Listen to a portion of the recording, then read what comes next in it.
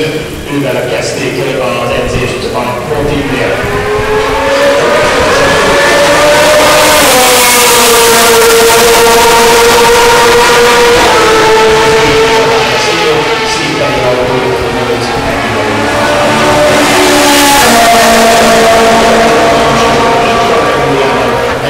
A versenyzők van az LMP2-es géposztály, egy újabb megforgás, 60-as arcának Fox Racing van.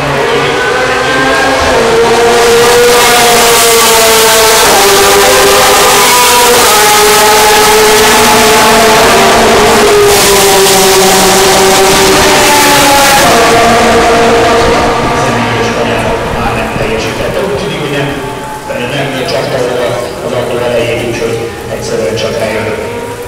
Szóval 4 kategória, az LMP2-es a legnagyobb kategória. Ez ugye a Lumai 24 órásra a második géposztálynak számít.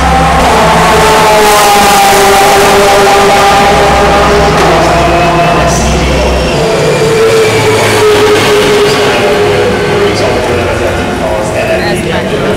Köztük a Trivial TBS Racing, amely a tavalyi évet megnyerte, és amely jelenleg is élen áll az Európai Le Mans sorozatban.